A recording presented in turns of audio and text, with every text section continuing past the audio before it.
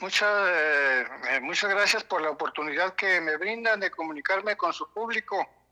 Pues efectivamente el próximo jueves 24 de marzo a las 6 de la tarde por internet se va a transmitir la presentación de mi libro que se titula Juntas de Vecinos, Senado Indiano, Congresos, que es un libro de historia de Sonora que se ubica en el periodo de 1650 a 1824. Las personas interesadas en escuchar la presentación de este libro, pues pueden acceder a la misma desde la página del Colegio de Sonora, y ya en esta página pues entran al icono de Facebook Live, ¿no? En esta ocasión pues nos van a acompañar personas con mucho conocimiento de esta temática, como es el caso del doctor José Antonio Serrano del Colegio de Michoacán, el doctor Cuauhtémoc Hernández Silva de la Universidad Autónoma Metropolitana, Unidad de Azcapotzalco, y el doctor Ignacio Almada del Colegio de Sonora, ¿no? Entonces, pues la invitación es para el próximo jueves a las 6 de la tarde a las Profesor, personas interesadas en la historia de nuestro estado, ¿verdad? independientemente de que tengamos la oportunidad de escucharlo a través de las redes sociales y las plataformas del Colegio de Sonora, platíquenos un poquito qué es un Senado indiano. Entiendo que es una forma de representación política que tenían pues nuestros antepasados ahí en la frontera de Sonora. Sí, bueno, efectivamente en el título, pues de alguna forma se condensa el contenido del libro, ¿verdad? Porque tiene que ver con formas de representación que tenían los habitantes de Sonora, pues allá en los siglos XVII, XVIII y los primeros años del XIX, una época en la que pues no había representación local como la conocemos en la actualidad. En la actualidad pues tenemos ayuntamientos donde hay regidores, tenemos congresos estatales, congresos nacionales, donde están diputados que supuestamente nos representan, ¿verdad? En esta época pues eran otras formas más elementales, digamos. Entonces, una de estas formas era la de las juntas de vecinos, que era la instancia que tenían los habitantes que eran considerados como españoles, o también se les denominaban gente de razón, entre comillas, o vecinos. También estaban los indígenas de los pueblos de misión, que ellos tenían pues la posibilidad de elegir un gobierno local que los misioneros le denominaban Senado Indiano. De ahí que venga esta palabra en el título, ¿no? El Senado Indiano, que era exclusivo para los indígenas, en tanto que las juntas de vecinos pues es un término un poco más, digamos, que nos trae más ideas a nuestra mente, ¿verdad? Porque Sí. estamos más familiarizados con estas palabras, juntas de vecinos, pero en realidad, pues es una, digamos, es una expresión que tiene mucho significado.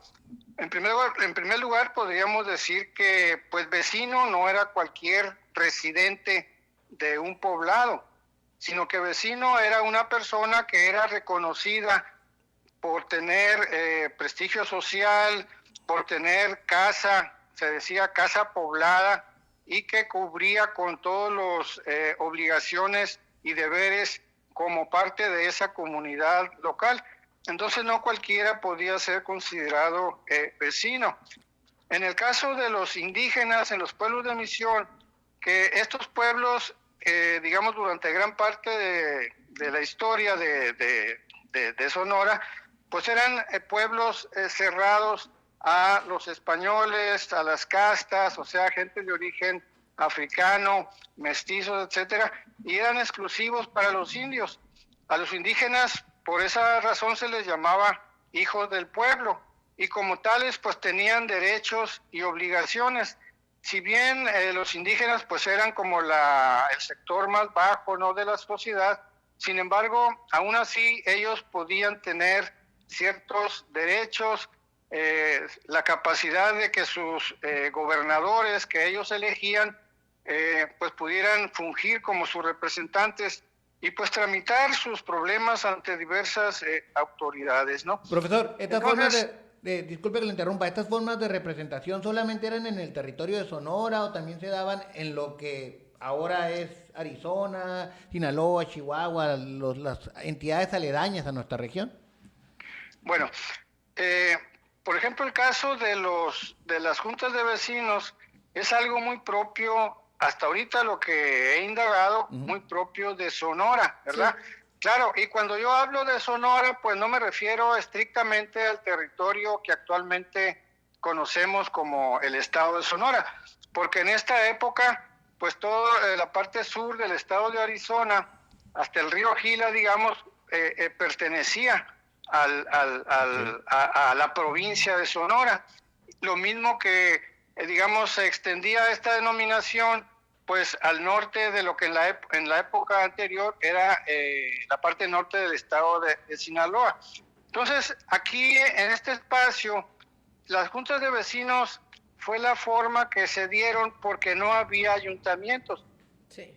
Esto es propio de lugares digamos, que en la época se denominaban como zonas de frontera, porque eran zonas de reciente poblamiento, donde los poblados pues eran pequeños, eran muy inestables, principalmente pues reales de minas, pero eran reales de minas que salvo el real de minas de Álamos, ninguno perduró, ¿verdad? Y además pues había pequeñas villas alrededor de los presidios. En cambio, por ejemplo, en lugares como Chihuahua, pues este lugar logró ser una villa importante y tenían su ayuntamiento. Entonces, cuando había ya un ayuntamiento, prácticamente dejaban de hacerse las juntas de vecinos. Entonces, en el caso de Sonora, los ayuntamientos empezaron a elegirse hasta 1812 con las instituciones de carácter liberal que se instauraron a partir de la Constitución española de Cádiz, ¿no?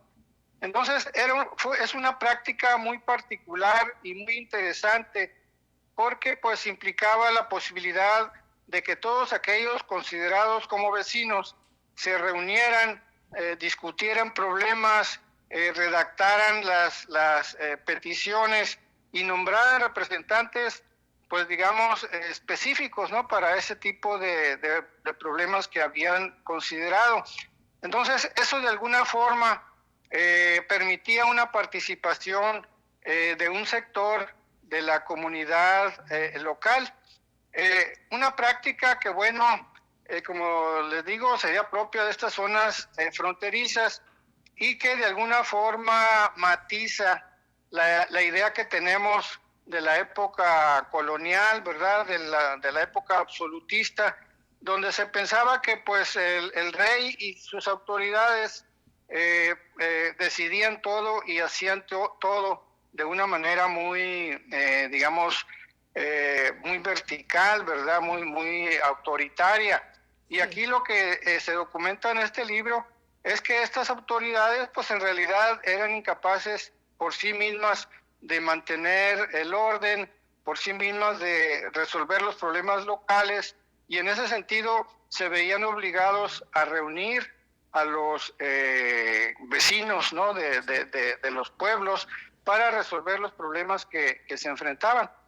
Por ejemplo, aquí en Hermosillo es muy interesante pues una documentación que hay donde se muestra que después de la misa dominical pues era cuando se reunían precisamente a atender algunos problemas, por Y, ejemplo, de reparto de solares, y o también cuando, digamos aquí, el ganado que había, pues era ganado mostrenco, ¿verdad? Ganado que se criaba libre en el campo.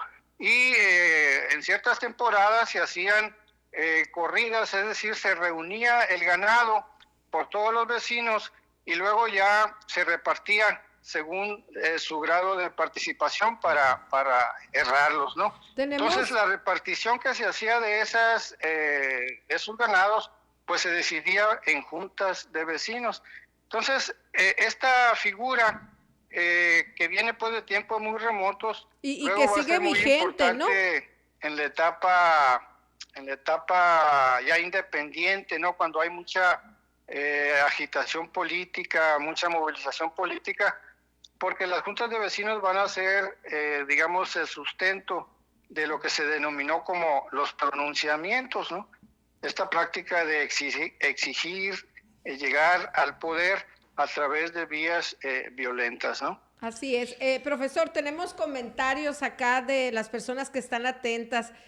Nos dicen por acá que pues quisieran conseguir el libro. Dice, debe estar interesante ese libro, vale la pena leerlo. Ojalá nos indique dónde lo podemos conseguir. También nos comentan, en los tiempos de la Constitución de 1857 no había partidos políticos, por ello las agrupaciones como la masonería congregaban a personas que se expresaban en temas políticos y sociales. Había lugares donde incluso la masonería sesionaba en las instalaciones de los congresos. Eso hacía que las personas al llegar a ser parte de un congreso tenían realmente una representación más social y popular que en el día de hoy. Nos comentan por acá también José Miguel López Legaspi, nos dice muy ilustrativo el entrevistado, muy bien nos dicen. Acá comentarios de las personas que lo están escuchando.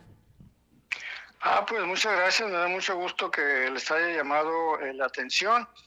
Pues sí, precisamente la posibilidad de adquirir el libro, pues es acercándose al Colegio de Sonora. Muy bien. Ya sea a través de su página en internet, donde hay una sección de publicaciones, entonces se puede comprar a distancia, digamos, ¿no? Y se envía. O pues se puede ir directamente a las instalaciones. Ahí en la Placita Hidalgo, ahí está el Colegio de Sonora, y ahí podrían adquirir el libro, ¿no? Y pues agradezco los otros comentarios, son muy interesantes. La masonería pues iba a tener mucho peso, sobre todo ya en el México independiente, y pues efectivamente van a ser, digamos, bandos que van a tener ideas pues interesantes, aunque en ocasiones opuestas entre ellos mismos, pero sí la masonería va a ser una de las formas a través de las cuales se va a ir organizando políticamente la gente durante gran parte del siglo XIX, y pues Sonora no fue la excepción, ¿verdad? Profesor, pues le agradecemos mucho haber estado con nosotros esta tarde. Que nos repita cuándo va a ser la presentación para los interesados que no se la pierdan. Muy bien, la presentación será el próximo jueves 24 de marzo a las 10 de la tarde, va a ser por internet, pues hay que acceder desde la página del Colegio de Sonora. Ahí entrando pues se dan un clic a Facebook Live y van a poder presenciar la presentación del libro, ¿no? Muy bien. Pues muchas gracias. Col Sonora se llama en las redes sociales.